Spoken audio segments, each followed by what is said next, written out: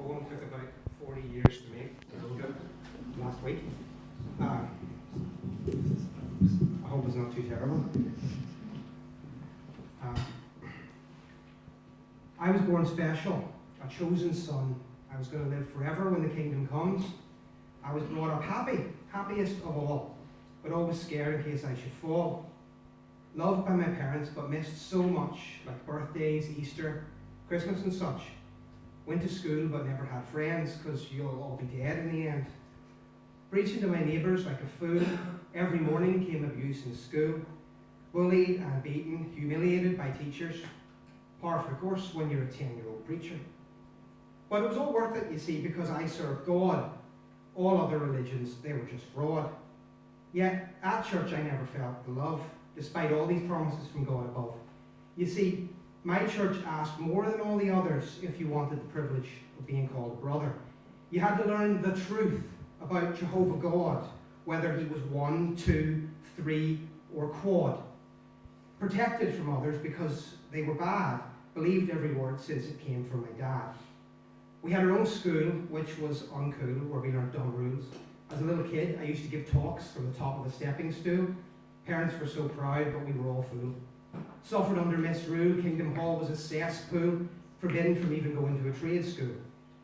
University was a great sin. If you tried to go, you got lots of spin. Elders said you were hanging on by thin skin. In fact, your actions were akin to apostasy. You see, apostasy is not a good place to be. It meant you had betrayed God because your mind was flawed. The elders descended in a great squad to tell you why you were a lousy sod. Perhaps you're odd. Instead, you should do some outreach. By this they meant preach, door to door without cease, taking from society like a leech, until you're too old to do your bit, till you've lost your grit and you have to quit. But then you're old, no kids, no goal, living in a one-room flat, no visits. See, if you can't make church, they forget about you and leave you in the lurch, unless you backtrack and do your research first. Find out who made you and what things they'd do. Learn about the failed predictions, which were only fictions. Read about your leaders who'd quote the Bible in selected chunks, but were really just abject drunks. Maybe visit John Cedars, who debunks their lies. When they make you sing, keep your eyes on the prize. They fuck you up, your mum and dad, was the start of a poem I had.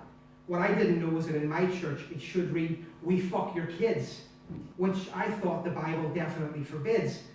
Then laugh when lives are ruined and hit the skids, hide the crime so the pervert never does time.